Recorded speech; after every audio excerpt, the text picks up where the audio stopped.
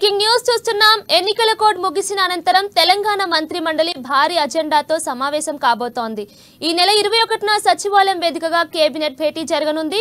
ఇక ఈ సమావేశంలో రుణమాఫీ విధి విధానాల ఖరారు, రైతు భరోసా, అసెంబ్లీ బడ్జెట్ సమావేశాలు, రాష్ట్ర కొత్త చిహ్నం తెలంగాణ తల్లి విగ్రహంపై కేబినెట్ భేటీలో చర్చించనున్నారు.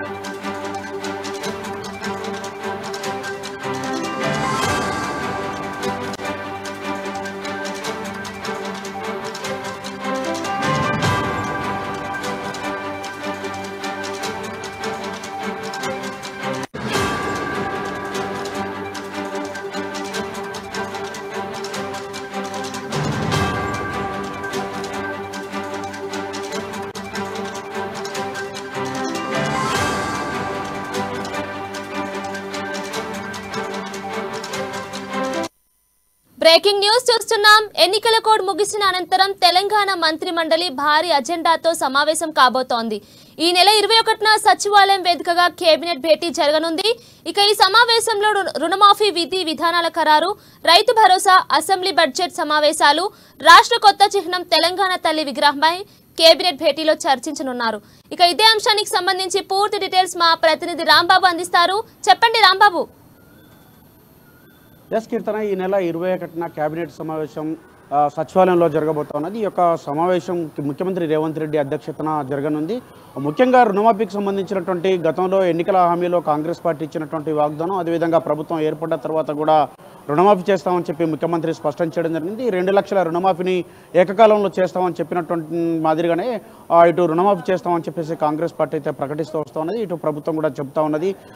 ఆగస్టు 15 వరకు ఖచ్చితంగా అమలు చేసి తీరుతామని చెప్పి కూడా రేవంత్ రెడ్డి అనేక సందర్భాల్లో ఎన్నికల ప్రసంగాల్లో కూడా చెప్పినటువంటి, ఎన్నికల ప్రచారాల్లో కూడా చెప్పినటువంటి పరిస్థితి. మొత్తానికైతే ఈ యొక్క రుణమాఫీ ఎజెండాగా ఈ యొక్క అసెంబ్లీ అంటే కేబినెట్ సమావేశం ఉండబోతోంది. మరొకవైపు వర్షాకాల అసెంబ్లీ సమావేశాలు కూడా నిర్వహణకు సంబంధించినటువంటి తేదీని కూడా ప్రకటించేటువంటి అవకాశం ఉంది. ఈ యొక్క అసెంబ్లీ సమావేశాల నిర్వహణకు సంబంధించినటువంటి అంశం, ఆ విధంగా రైతు రుణమాఫీ, రైతు భరోసాకు సంబంధించినటువంటి అంశం పైన కూడా ఈ యొక్క కేబినెట్లో చర్చించేటువంటి అవకాశం ఉంది. మరొకవైపు ఇటు రేషన్ కార్డులకు సంబంధించినటువంటి అంశం కూడా, అంటే గత బీఆర్ఎస్ సర్కారు 10 ఏళ్లుగా ఉన్నటువంటి ఎక్కడ కూడా ఒక రేషన్ కార్డుని ఇచ్చినటువంటి దాఖలు లేదు. అదేవిధంగా రేషన్ కార్డులలో కూడా ఇటు పేర్లు మార్పులు చేర్పులు కానీ చేసినటువంటి పరిస్థితి లేదు. కాబట్టి ఈ యొక్క మార్పులు చేర్పులకు సంబంధించినటువంటి అంశం కానీ కొత్త రేషన్ కార్డులను ఇప్పటికే ప్రజాపాలనలో దరఖాస్తు చేసుకున్నటువంటి పరిస్థితి ఉంది. కాబట్టి వీళ్ళందరికీ కూడా ఎవరికైతే రేషన్ కార్డు లేదో వాళ్ళందరికీ కూడా కొత్త రేషన్ కార్డులు ఇవ్వాలని చెప్పేసి రాష్ట్ర ప్రభుత్వం భావిస్తున్నది. మరొకవైపు రేషన్ కార్డు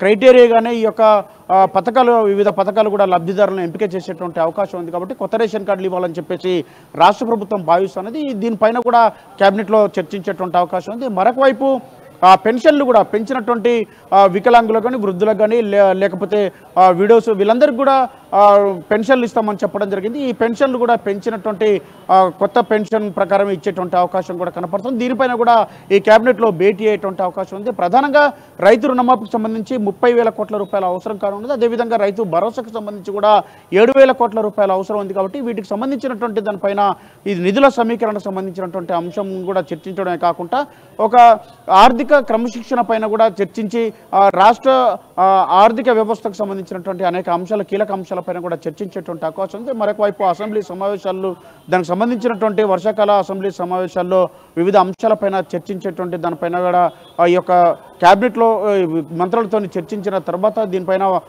అసెంబ్లీ సమావేశాల తేదీని కూడా ప్రకటించేటువంటి అవకాశం ఉంది. మొత్తానికైతే రైతు రుణమాఫీకి సంబంధించి రాష్ట్ర ప్రభుత్వం అయితే కట్టుబడి ఉందని చెప్పేసి ఆగస్టు 15 లోపు ఈ యొక్క రైతు 2 లక్షల రుణమాఫీ చేస్తామని చెప్పి, అదేవిధంగా రైతు భరోసాను ఈ యొక్క పంటకాలానికి కూడా రైతు భరోసాను ఇవ్వడానికి సిద్ధంగా ఉన్నామని చెప్పేసి ఈ యొక్క రైతు భరోసా కూడా ఇస్తామని కూడా చెప్తా ఉన్నారు.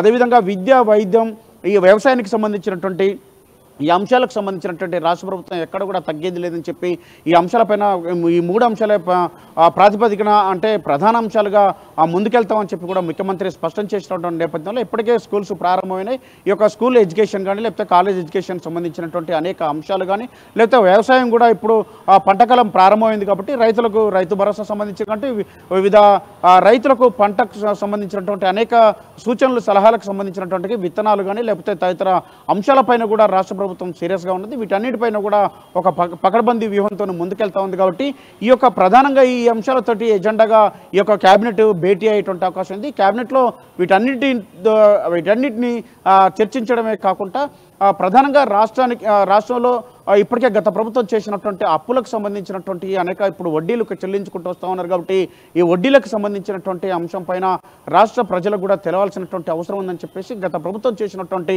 అప్పుల పర్యవసనం సంబంధించినటువంటి ఇప్పుడున్నటువంటి ప్రభుత్వం పైన పడ్డటువంటి భారాన్ని కూడా ప్రజల దృష్టికి తీసుకెళ్లాలని చెప్పి రాష్ట్ర ప్రభుత్వం భావిస్తూ ఉంది. ఇవన్నీ అంశాలు కూడా కేబినెట్లో ఈ యొక్క కేబినెట్ భేటీలో ఈ అంశాలను కూడా చర్చించేటువంటి అవకాశం ఉంది. కీర్తన for the updates.